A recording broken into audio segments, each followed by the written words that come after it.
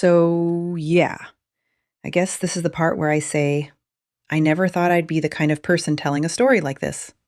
But here I am. I had to run away from my home in the middle of the night. Not because I wanted to, not even because I was in trouble, but because staying would have meant dying. And I don't even know if my family made it out. I don't know if they're alive.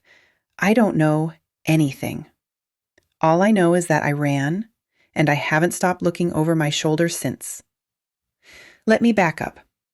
I'm not going to say where I'm from, not exactly, but I grew up in a small town, the kind where everyone knows everyone, and people still leave their doors unlocked because nothing bad ever happens here, which is bullshit, by the way.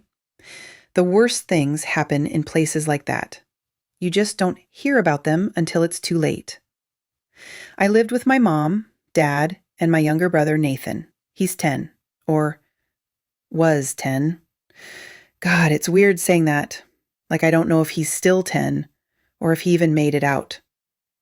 Anyway, things started getting weird about 2 weeks before I left. Little things at first. Our power would flicker, but only in my room.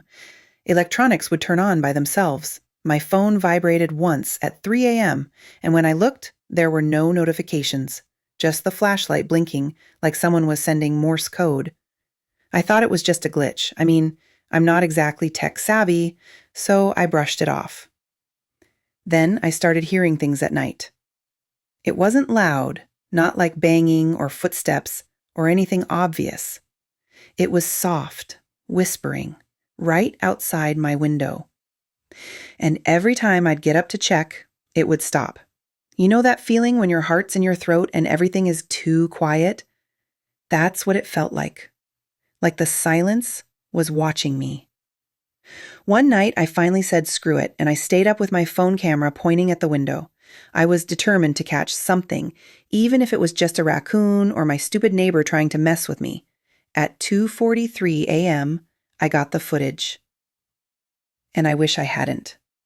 It was blurry at first, pitch black, just some wind sounds, a branch tapping the glass. But then, for like half a second, there was a face.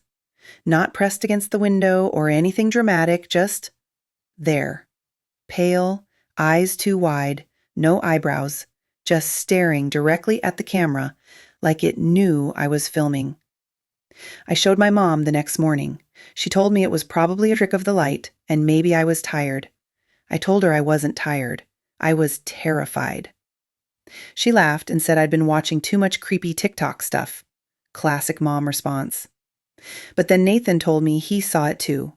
He came into my room one morning and asked if the pale man was my friend. I said, "What pale man?" And he just pointed at the window and said, "He waves at me when you're asleep." That's when I knew something was seriously wrong. We started hearing noises in the walls, scratching. At first we thought it was mice, so my dad set traps, but nothing ever got caught. One night, I heard what sounded like breathing coming from the floor vent. I put my ear to it. I know, stupid move. And I swear I heard someone mimicking my breathing, in sync, like it was trying to copy me. I stopped sleeping in my room after that. Here's where it gets worse, and I'm not even sure how to explain this without sounding completely insane. I woke up one night to my mom standing over me. I was on the couch. She wasn't saying anything, just staring. And it wasn't like her. Her eyes were open, but wide and empty. Her mouth was twitching like she wanted to speak but forgot how. I said, "Mom?" And she smiled. Not like a mom, like a stranger wearing my mom's skin. I blinked, and she was gone, like she'd never been there. I screamed. My dad ran in and told me I was dreaming, but I wasn't. I swear to God I wasn't. The next day, I found handprints on the inside of my bedroom window. From the outside, they were too big to be mine, too long. The fingers were just slightly off, not human.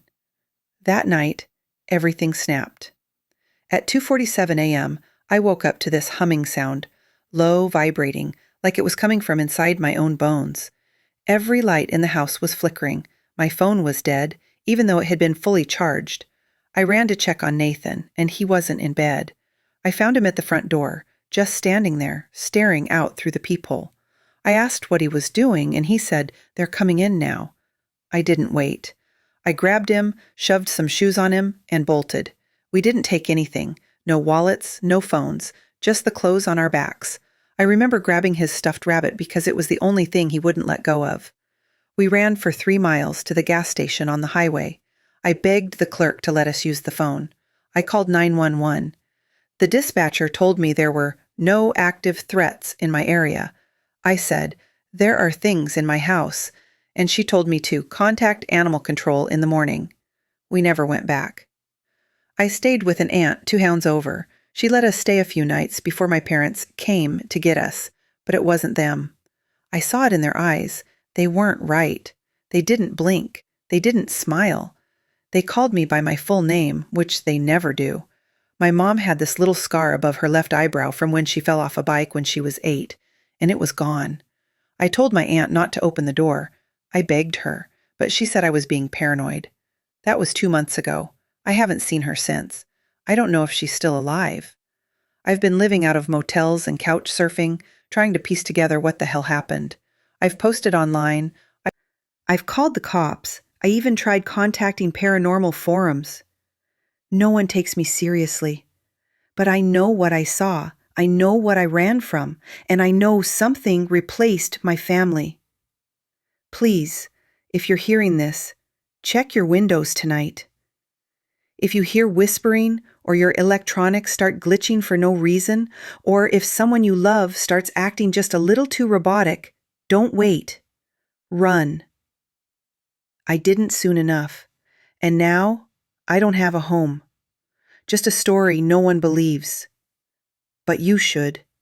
You really, really should.